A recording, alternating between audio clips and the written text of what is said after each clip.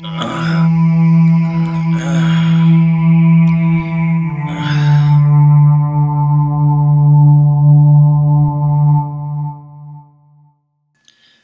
awoke in a pool of blood. A rock lay at my side. There stood a blue-coated pony. At that moment, I was not sure whether I should talk or stay silent. Then it kicked in, a huge spike of pain, as I looked down to my hooves and noticed blood pouring from the bases of them. Ow! As instinctive reflex, my hoof flew to my mouth in an effort to muffle my agony. Somehow I managed, as my woe escaped instead, as a low-toned shush pushing through my gritted teeth.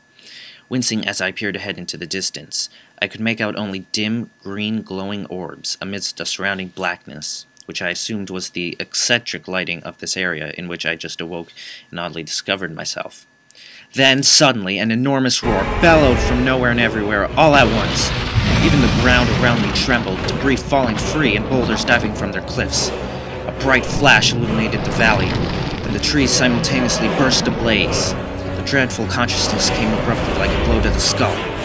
Dragon! Immediately springing up onto all four hooves, I aimed to scamper off like a terrified chicken, but I did not get far. For in a split instant, I was then spear-cloaked, pinned right to the ground. But what, though? Something, that's what. And then, almost more unexpectedly, whispered words of warning floated to my ear. Hey, will you shut up, you royal punk? The voice sounded so familiar, and yet so distant in my mind. Admittedly, it was hard to focus, since there was a freaking dragon on the rampage, soaring above, scorching the fields, seeking prey. The dragon's roar echoed through the skies once more. This can't be real. I know this can't be real. I chanted inside my own mind as a huge gust of wind blew, toppling every tree that served as secure cover. The ground buckled as a massive talon of the dragon smashed against the dirt. The dragon spoke only one word a dragon ever thinks. He traced his grotesque lips with his gargantuan tongue, a taunting technique. The pony who had been watching me rises, as it appears to be no pony else than Chrysalis. I blinked a few times in disbelief, gazing downward. I was seeing a reflection of myself, and it was almost too much to accept the truth. Here that old crazy fart I'd met days ago had turned my dream into a reality. He'd actually transported me to the land of Equestria, and thus transformed me into a god as well. Wow, I'm already at the top of the line. I celebrated internally. Now I could hear the buzzing of Chrysalis' wings, as well as her groans of pain. The dragon had her in the grips of his talons. Brainstorming in rapid, desperate flashes, I referenced my memory for a few magic verses. Suddenly, my horn began to radiate light, and then, all that was audible was an overly obsessive groan of a 20-foot dragon. Ah! You'll pay for that, you inconsiderate little being. The dragon took his attack stance, pulling one hind leg back before dragging it through the dirt like an angry bull, all prepped to charge at its instigating matador. I reflected at first, and then said aloud, Are you gonna bark all day or bite me? I spoke with my best Texan accent. The dragon stared at me as if dazed. Just then, Chrysalis applied a source of magic so powerful, even I was amazed by the amount she inflicted on the dragon. At first, there was only the dragon screaming. Both wings were being torn from a scaly mass of a back, then followed by a loud thud as the dragon solidified entirely into stone. Instead of modeling Celestia, deciding just to leave the dragon at his already terrible fate, she blasted it with a fuse of magic so powerful it cracked the very earth beneath us. Nobody touches the queen without her consent. Startled, I began to back up, stumbling and falling over a simple log as she turned her head to face my direction.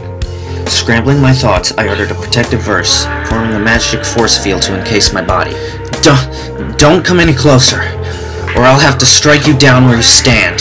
She only laughed, hearing my threat, as she lay a hoof on the shield, instantly deactivating it.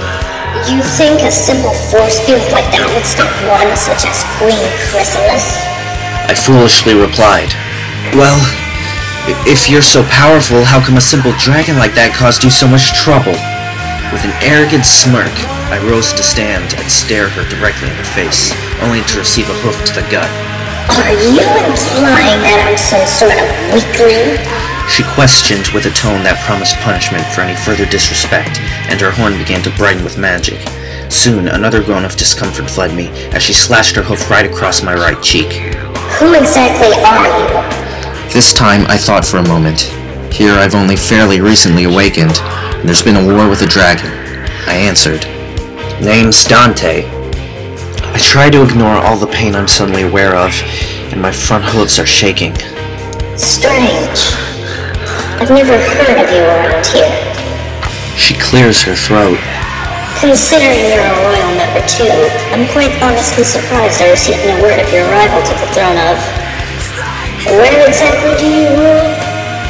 Sweat started to produce from my forehead. Crap, she's on to me now. Well, I could say I'm the ruler of Sunder's empire. I rule the Crystal Empire now. She looks at me, astounded by the words, Crystal Empire. You rule that place? She looked down. Yeah, why do you ask? She backs up as a few drones show up, growling and snarling ferociously. And the time it takes for seemingly a whole army of them just appears out of thin air, I announce sarcastically, Should have figured. Well, I'm out of here. I stretch both wings and begin to flap, slowly lifting off the ground. I'm chuckling as I embark, gathering height above the earth below, upward to flight. Within seconds, though, I'm descending, after an indescribable sizzling occurs and interrupts everything. In the distance, my eyes caught a glimpse of a luminous green flare. Oh, hell! My entire body goes stiff, first my hooves, then my wings. I landed, crashing into the hard surface beneath, face first. I gazed up bewildered. Everything, slowly fading, blacking out. The only visible presence within my eyes were the Queen and 2 changelings. Good as dead. She utters in a somber tone. As my mind runs black as night, again I hear the buzzing of wings, trying to open one eye. Come on, stupid eyes, open up already! I mutter to myself. Far off, my ears make out the now distinct voice of the Queen. Make sure he's awake for our little present. And she laughs as the buzzing becomes more frequent. I awaken to find myself inside a dimly lit room. The light hardly makes any way into the room, as the 2 candles tease, laying only flickers of enlightenment into my unfamiliar surroundings. What the hell is going on? I'm already sweating profusely, and in a bed? An eerie sound creeps in from the direction of the doorway, as even the flickering tease of the candle's light ceases and dies out. Oh jeez. What's next?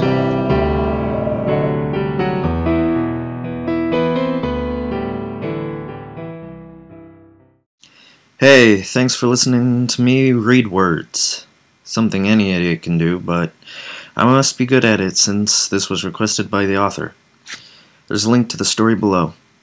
Up next is a machinima that I've just about finished, and it's going to be out real soon. Alright, thanks for watching. Bye.